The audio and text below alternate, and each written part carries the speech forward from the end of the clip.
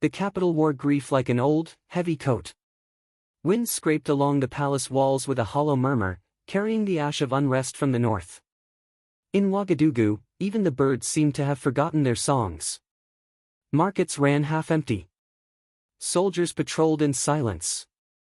Radio stations played nothing but elegies and slow drums. And at the center of it all, a name whispered too softly to believe: Ibrahim Traoré is dead. No shots fired. No state broadcast. Just a hushed report: convoy lost contact near Diola Ridge. Then hours of static. Then a mangled radio message, indecipherable, but soaked in panic. And then, nothing. It had been 72 hours since that silence, and silence had become truth. Somewhere along a red dirt road laced with thorns and betrayal, they said, he had met his end. The president who walked through war zones unguarded. The captain who refused the comforts of power. The man who had eaten from the same tin plates as his soldiers, now reduced to an official absence. The government moved fast. Too fast. A black banner unfurled from the National Hall by nightfall. Cabinet ministers dressed in mourning. State television rolled out a pre-written tribute, narrating the loss in past tense. They had not recovered a body. But they lit the ceremonial pyres anyway. In a darkened room beneath the barracks of the 4th Infantry Division, 2 boots scraped against concrete. A soldier, young, wary, eyes like sharpened stone, stared at the memorial banner hung crookedly on the wall. He said nothing. But the corner of his mouth twitched. "He's not dead," he whispered. Another soldier glanced sideways. "You heard the comms. That explosion." "I said," the young man repeated, quieter now, "he's not dead." His name was Kouama. He had once carried Traoré's gear up a mountain trail through rebel-held bushland. He'd watched the man take a bullet, cough blood, and still pull 5 men to safety. If death had taken Ibrahim Traoré, it would have had to announce itself, and Kouama hadn't heard it knock. Outside, the capital moved like a wounded animal. News anchors cried softly into microphones. Mothers whispered the news to their children like confessing a secret sin. Churches and mosques filled with people who didn't always pray. But not a single soul questioned the truth they'd been fed: Ibrahim Traoré had fallen. The memorial was set for dawn. The room was packed before sunrise. Soldiers, diplomats, market vendors, gravediggers, all had come. The National Square, usually bustling with horns and hawkers, now lay in still reverence. At its center, draped in white cloth, was a simple wooden casket. No body inside. Just a folded flag, a pair of dusty boots, and a bullet-ridden jacket believed to be his. And beside it, on a raised dais, a preacher cleared his throat. Before the world knew his name, he began, voice thick with unshed tears. He was already bleeding for this soil. People bowed their heads. Some cried. Others clenched their fists. All of them believed they had come to say goodbye. But miles away, under the fractured roof of a burned-out school in a no-name village, a man stirred. He could not move his left arm. The bandages wrapped around his ribs were soaked with brown. His lips were cracked, his eyes swollen. But they opened. Smoke lingered in the air. Charred walls moaned in the wind. A woman, a stranger, poured a capful of water into his mouth and wiped his forehead with her scarf. She said nothing. "I need a radio," the man rasped. She didn't answer. "I'm not dead." Still nothing. He stared at the broken beams above, at the ruin around him, and whispered to no one, "They're going to bury a ghost." Hours passed. The capital leaned into mourning like it needed grief to breathe. "Today, we honor a warrior," the preacher continued, voice echoing across the square. "He bled when others watched. He rose when others fled. And though no stone marks his grave, we will carry his name like fire in our bones." The soldiers stood at attention, rifles lowered, boots rooted in the earth like monuments. And from the back of the square, through the crowd thick with sorrow and disbelief, a single figure emerged, limping, bloodied, wrapped in dust and defiance. No convoy. No speech. No warning. Only the slow, deliberate steps of a man who had been declared finished. Gasps cut through the air like blades. A woman dropped her prayer beads.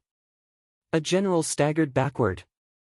The preacher fell silent mid-word, his mouth still shaped around the phrase, eternal rest. Because there, walking into his own memorial, was Ibrahim Traoré. Alive. Scarred. And angry. He didn't raise his hand. He didn't wave.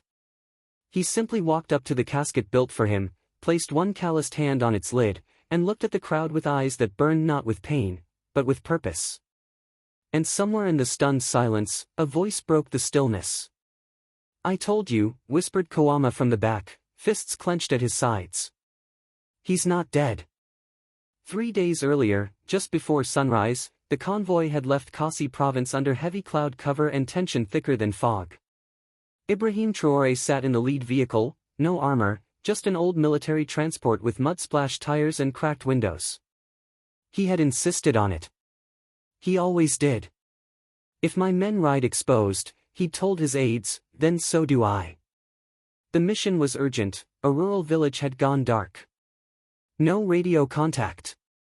No trade movement. And strange reports trickled in, men in black with foreign rifles, children vanishing, wells poisoned. It wasn't just a military operation, it was a message: no village in Burkina Faso would be abandoned. Not on his watch. There were 4 vehicles. 23 men. Every one of them handpicked. Not for rank, but for grit. The dirt road they followed twisted through cliffs and scrubland like a snake with a grudge. Traoré's eyes scanned every rise, every shadow under the thorn trees. His instincts, those old animal senses honed in battle, were clawing at him. Something wasn't right. "Sir," Kawama said from beside him, voice tight, "we're approaching the bend near Diola Ridge." Traoré nodded once. "Tell them, single file. Lights off." The convoy shifted, headlights blinking out. Engines throttled down. Even the birds seemed to quiet, as if the land itself held its breath. Then came the whistle. A sharp, high-pitched cry that split the silence. The next second exploded. The road erupted beneath them, steel, earth, and blood hurled skyward in a geyser of fire. The lead truck lifted off the ground like a toy, flipped, and smashed down in a cyclone of smoke and screams. The blast drowned the world. Kawama hit the ground face first, ears ringing, lungs burning. Dust clogged his mouth. Someone screamed nearby, a sound that ended too quickly. He rolled over, blinking through the haze. The road was gone. A black crater hissed steam into the sky. The second truck was burning. The third was riddled with holes. The fourth had vanished into the trees. "Captain," he croaked. "Captain Traoré." No answer. He crawled forward, hands slipping in blood and glass. Flames licked the wreckage. Someone stumbled out, clothes on fire. Another man lay twisted in half, staring into the void. Then he saw it, a body, half buried under the mangled steel of the lead truck. The uniform. The boots. One arm outstretched, fingers twitching weakly. Kawama's heart collapsed. He didn't even feel the shrapnel in his leg. He just reached for the arm and screamed, "Medic!" But the comms were dead. The radios jammed. The ambush wasn't over. Bullets cracked from the cliffs, sharp, cold, precise. Snipers. Kawama ducked low. Another soldier dragged him behind the burning truck. Screams echoed across the ridge. Someone shouted to retreat.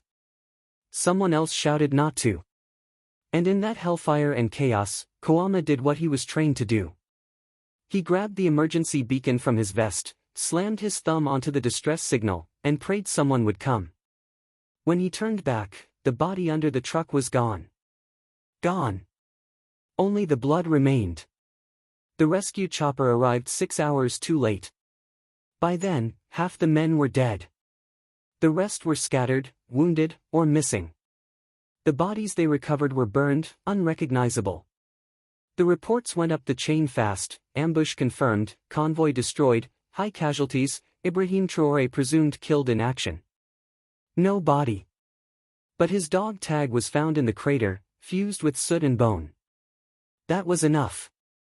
Enough for the government to react. Enough for the cabinet to declare a mourning period. Enough for the media to build a funeral. But not enough for Kouama. Even as medics stitched his leg, even as officers tried to debrief him, he said the same thing over and over again. I saw him twitch. I saw him move. He's not dead. They didn't believe him. Not really. But they didn't stop him either when he limped away from the hospital and disappeared. Because deep down, some part of them still feared the man might come back. And come back he did. Not as a speech. Not as a news report. But as a shadow in the middle of a memorial. By the time his fingers touched the casket, the entire crowd had gone still. Not one phone rang. Not one boot shifted. The capital, for the first time in days, truly fell silent. Ibrahim Traoré stood there, dusty, limping, one arm held close to his ribs, his face streaked with ash and blood. But his eyes cut through marble and flesh alike. He looked at the preacher. At the generals. At the cabinet ministers in pressed black suits. Then he said 3 words. I'm not done. The crowd didn't erupt.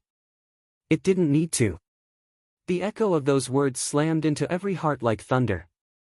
Because somewhere between the ashes and the lies, a truth had survived the fire. And it was standing now, in front of its own grave, refusing to disappear. Long before the casket, before the crater, before the whispers of his death rippled across the country like a stone tossed into mourning, there was a sunrise. It rose over a cracked courtyard behind a forgotten army outpost in the Sahel, painting everything in gold dust and heat shimmer. A line of young recruits stood in crooked formation, sweating through their uniforms, too green to know the smell of real war. All of them watched the man who didn't speak. He just paced. Boots heavy with red dirt. Shoulders squared like stone. A presence more than a person. Ibrahim Traoré stopped at the center of the line. The silence stretched so long the wind gave up and died. Then he spoke. Why are you here? No one answered. He walked again. Slowly. A lion among cubs. You think this is about medals? Uniforms? Salutes? His voice was soft, but the softness carried the threat of thunder. You're not standing here to look brave. You're here because there are people who don't get to stand. Villagers. Farmers. Children who don't carry guns, but carry grief every day. He turned to one boy, barely 19, trembling beneath the heat. What's your name? Seko, sir. What's your mission? The boy hesitated. To defend the nation. Traoré shook his head. That's the slogan. Try again. The boy stammered, eyes dropping. Traoré leaned in. Your mission, he said, is to be the wall between fire and flesh. To be the reason a mother sees her child come home. To be the one who stands when no one else does. Even if it breaks you. He stood up straight. Especially if it breaks you. The courtyard stayed quiet for a long time after that. And in that silence, something invisible passed between him and the men, something heavier than orders. A vow. One he made to them. And to himself. Years earlier, he had stood ankle-deep in blood-soaked mud in the east, after a village raid left nothing but cinders and sobbing. He had dug children from collapsed homes with his bare hands. Buried strangers. Hugged fathers who had no one left to protect. He'd watched peace talks collapse in air-conditioned rooms, while the boots of foreign mercenaries stomped through his country's soil, treating the people like pawns. That was when he stopped waiting. Stopped asking permission. He didn't fight for flags. He fought for quiet things. For dignity. For dirt roads safe enough to walk barefoot. For schoolyards without barbed wire. For widows who could sleep through the night without clutching a knife. So when the call came, when reports surfaced of Diola Ridge going dark, he didn't delegate. He got in the truck. He wrote no letter. Left no orders. But he carried something older than both. Resolve. In the burned-out village where he had woken days later, barely breathing, a woman had whispered to him, "They think you're gone." He hadn't responded. His ribs had felt like splinters inside a sack. One eye wouldn't open. His legs trembled like leaves. But in his mind, he saw them. The young recruits in formation. The boy, Seko, holding a rifle too large for his shoulders. Koama, with his silent defiance. The mothers. The farmers. The graves. He clenched his teeth. He couldn't die. Not yet. Not like this, buried without proof, mourned without victory, turned into memory without meaning. He'd once told his men, a shield doesn't retreat. It shatters first. He wasn't shattered. Not yet. Back in the capital, the ministers scrambled. The cameras hadn't caught his face clearly, but the footage raced through the city like a hurricane. Social media flooded. He's alive. It can't be. We buried him. In the presidential quarters, men whispered in corners. Some were terrified. Some were angry. Because Ibrahim Traoré wasn't just a man, they had turned him into a symbol. And now the symbol had risen from the ashes before they were ready. Plans had been made. Power restructured.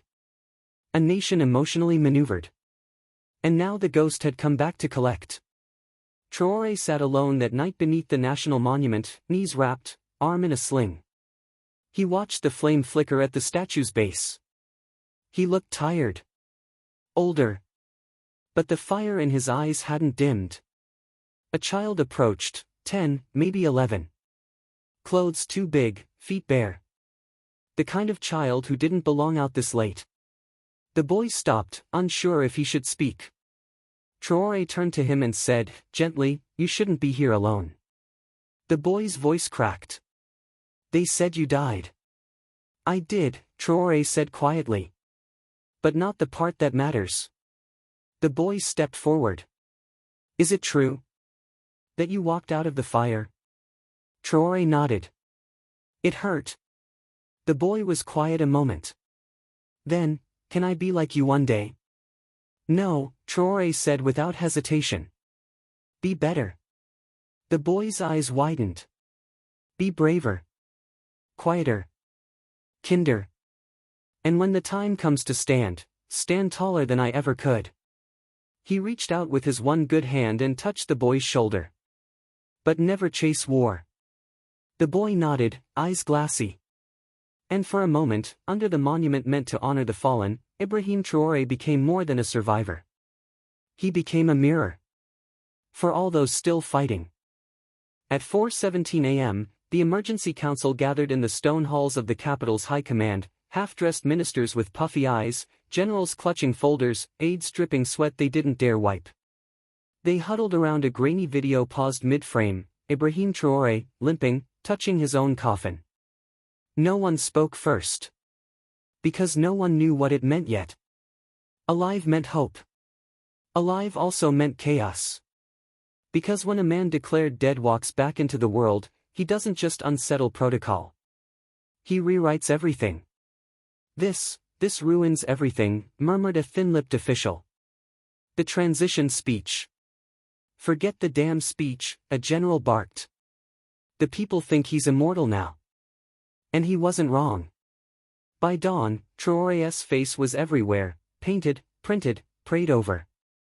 In marketplaces, women wept openly.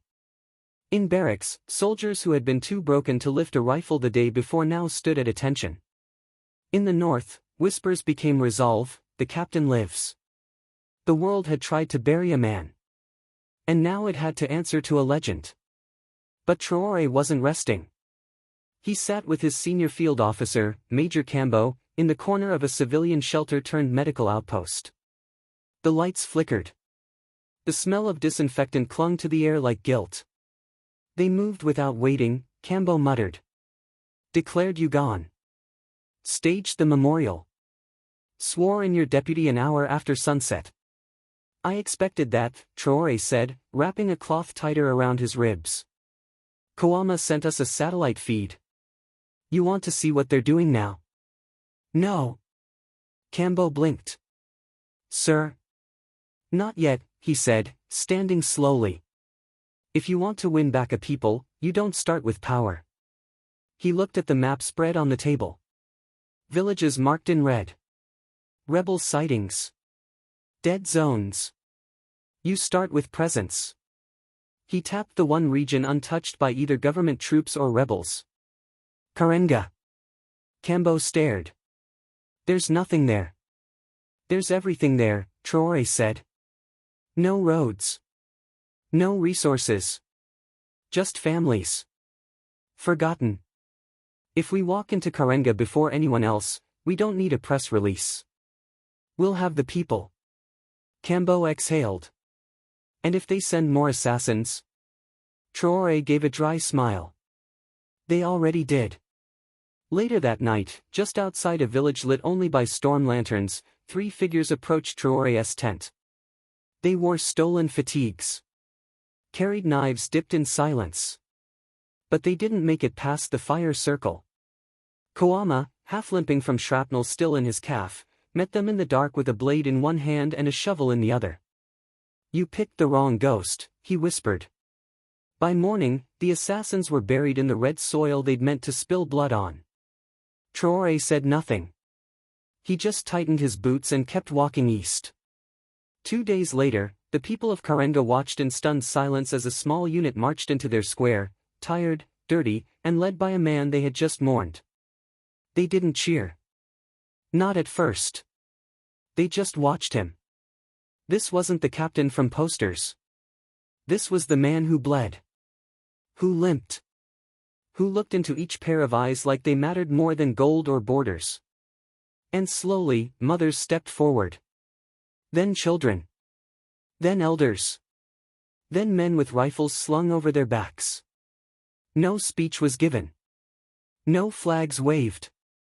But by nightfall, bonfires danced through the hills, and the name Ibrahim Traoré became a drumbeat again.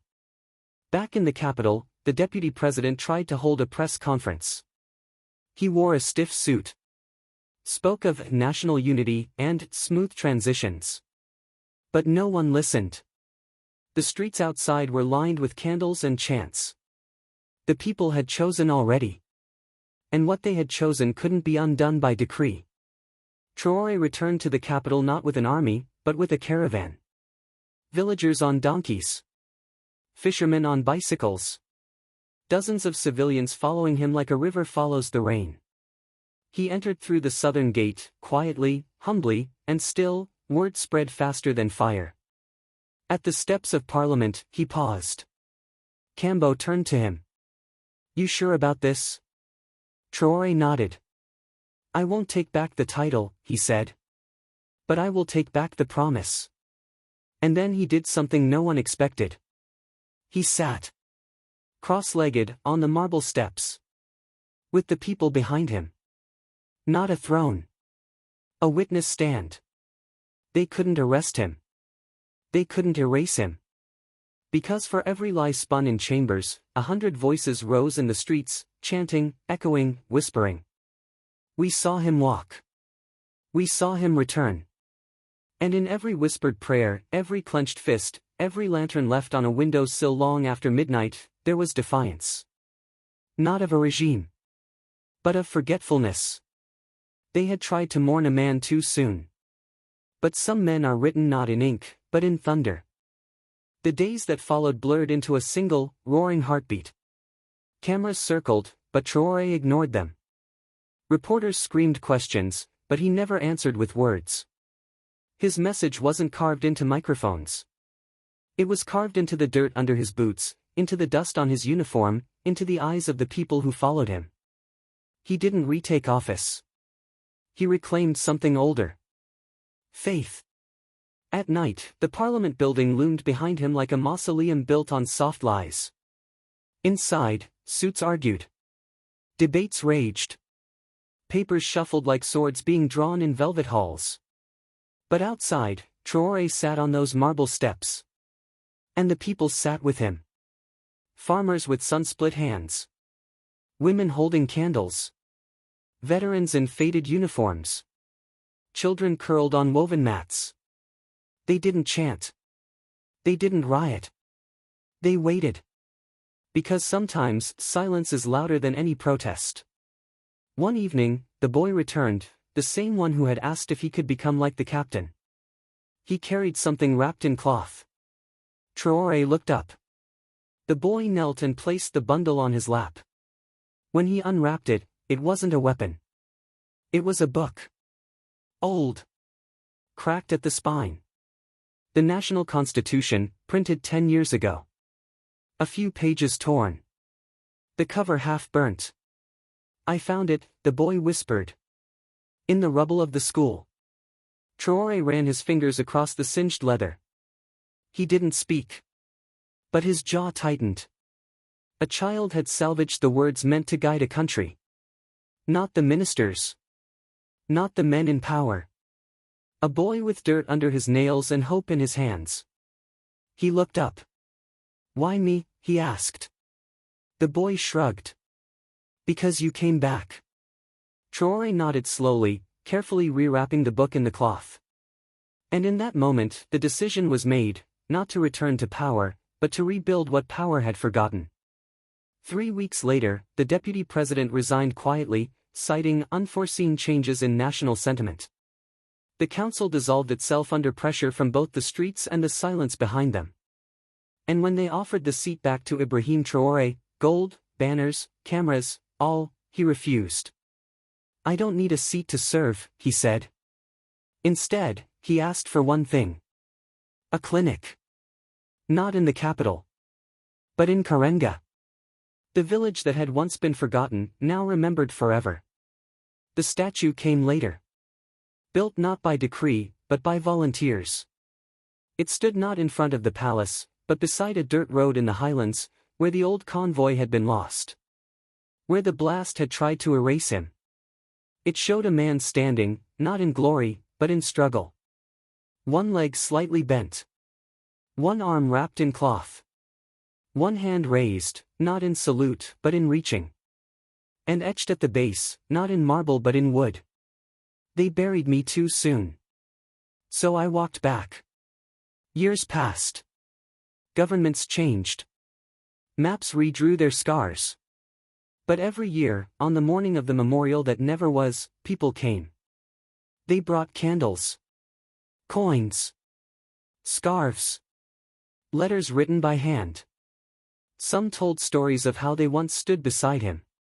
Others said they'd never met him, but still felt him walking beside them in the moments they needed strength the most. And in distant schools, when history teachers spoke of revolutions, a child would raise a hand and ask, "Is that the man who walked into his own funeral?" And the teacher would smile. "No. That's the man who walked into ours, and pulled us out." In a quiet home near the northern border, an older Ibrahim Traoré sat beneath a tree, legs stretched, hands still calloused. He no longer wore a uniform. Just sandals. A worn shirt. And a look in his eye that still unsettled anyone trying to lie. Kouama sat beside him, sipping tea from a tin cup. "They still tell it like a myth," Kouama muttered. "Say you were dead 3 whole days. That you rose from smoke." "I let them," Traoré replied. Kouama grinned. "Why?" Traoré looked at the horizon, dry, cracked, endless. "Because stories last longer than truth." Then, softer, and sometimes, the only way to wake a nation is to die for it, even if it's just for a little while. Kouama nodded. They sat in silence, letting the wind carry the rest. And somewhere, in a village lit by fireflies and faith, a child told the tale again, of a man who stood in front of his own casket, uninvited, unyielding, unforgettable. A man whose legend was not built in gold or gunfire, but in the sheer refusal to disappear. Because some leaders rise to power. But the rarest of them rise from the grave.